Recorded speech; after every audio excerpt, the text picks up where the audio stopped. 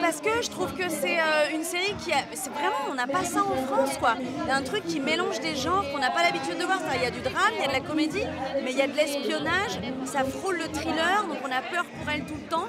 Et elle est quand même, elle se laisse jamais abattre, enfin je veux dire c'est une combattante, elle est dingue quoi. Et elle est un peu border aussi, hein. Elle va quand même trop loin, elle met le doigt dans un engrenage qu'elle maîtrise pas du tout, donc on a peur pour elle tout le temps. Et je trouve que c'est vraiment, c'est très haletant, on a vraiment envie de... on est avec elle du début à la fin quoi. Ah non, pas du tout. Non, non, non. Je me suis documentée pour comprendre le mécanisme du délit d'initié pour faire la série. J'ai compris et tout, mais vraiment déjà ça ne m'intéresse tellement pas cet univers que ça me demandait des efforts, comme à l'école quand il fallait travailler une matière qu'on n'aime vraiment pas. Et là, je serais incapable de faire quoi que ce soit. J'ai déjà oublié quoi. Alors pour l'instant, elle l'embête, mais elle va pas l'embêter longtemps. Elles sont un peu dans la même situation, donc elles ont les mêmes conflits internes.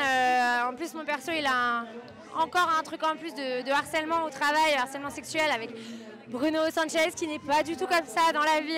Il est trop gentil. Elles sont un peu dans la même galère et tout, et ça va les mettre ensemble. Alors c'est vrai qu'au début, elle est un peu agressive, mais je pense qu'elle a un peu le truc d'animal blessé qui fait qu'elle est plutôt... Voilà, et elle a vraiment besoin de ce job, donc forcément, elle n'a pas envie de rentrer dans les manigances, mais finalement, elle se rend compte qu'il y a autre chose et qu'on peut se faire respecter et qu'à plusieurs, ça marche mieux que tout seul.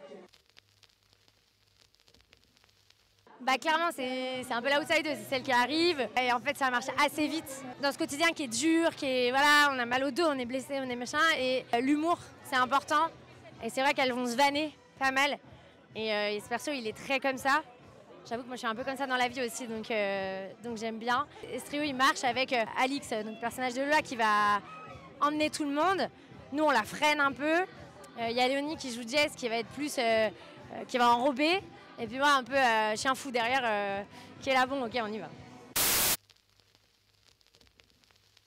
C'était mixer le thriller social avec la comédie un peu plus humaine et un peu plus drama d'une femme qui essaye de s'en sortir en faisant une arnaque. Donc c'était arriver à faire quelque chose de feel good, mais d'être dans un réalisme, une crédibilité qui m'importait au nom de ces femmes qui vivent quelque chose de précaire. J'ai regardé le premier épisode que j'ai trouvé super. Je trouve que l'actrice anglaise est géniale. J'ai fait exprès de ne pas regarder la suite pour ne pas être influencée et créer autre chose.